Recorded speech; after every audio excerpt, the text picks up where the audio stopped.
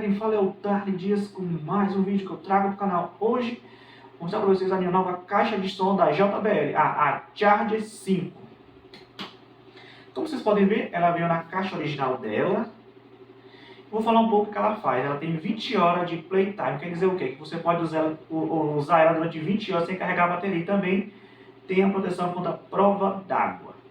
E também ela tem a entrada para você carregar seu celular.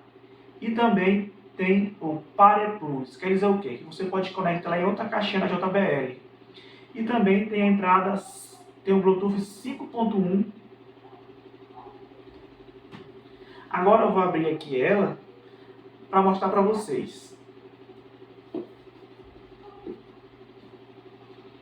Então vocês podem ver aqui a caixa original.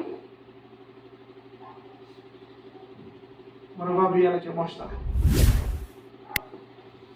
Aqui dentro tem um cabo de carregamento e o certificado de garantia e os manuais.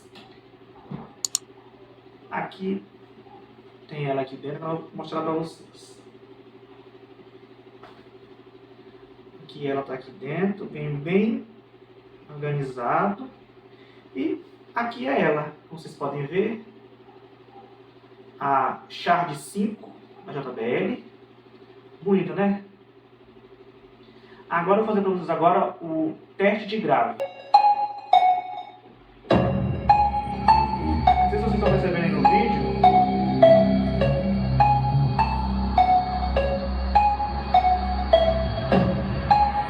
Olha, escuta aí.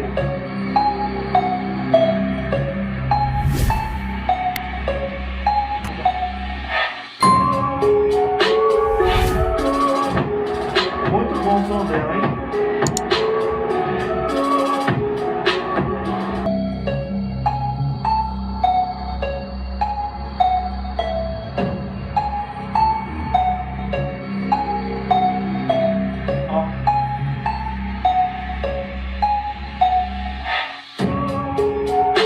Muito boa essa caixa, realmente.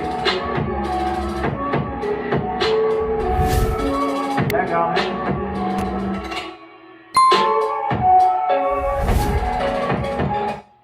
É isso, pessoal. Espero que vocês tenham gostado do vídeo. Se você gostou, inscreva no canal. Deixe seu like. E é isso. Até o próximo vídeo. Tchau.